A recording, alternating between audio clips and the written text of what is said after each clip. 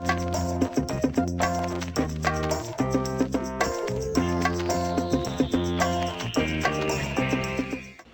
it's Isabel from thedietsolutionprogram.com, and today I want to talk to you about something very important, and that is all this confusion around carbohydrates.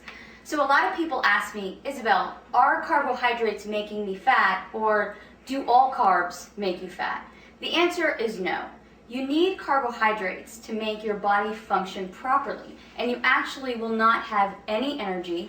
Your brain and your spinal cord will not function well if you do not eat carbohydrates.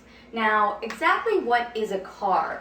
Carbs can be things like bread and pasta and potatoes, but they're also fruits and vegetables and some beans. And a lot of people just think bread and pasta when they think carbs, when really fruits and vegetables can give you the carbohydrates that you need as well.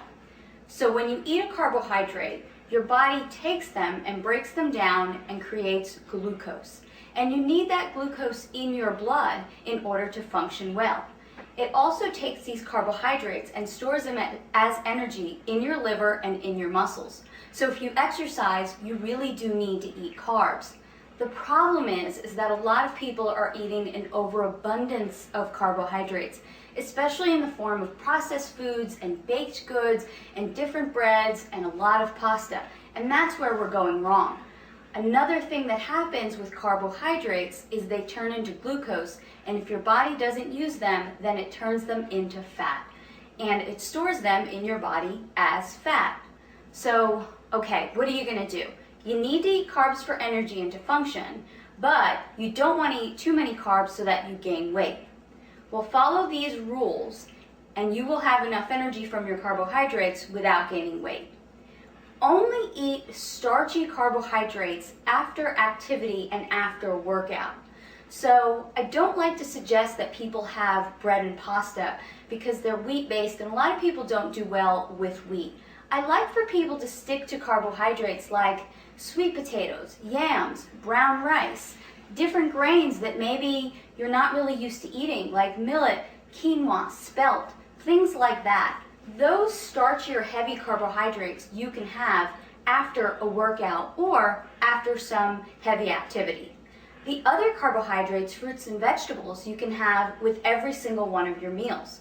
So a perfect example would be have a bowl of berries with your breakfast, have an apple with your lunch, definitely have vegetables with every single one of your meals.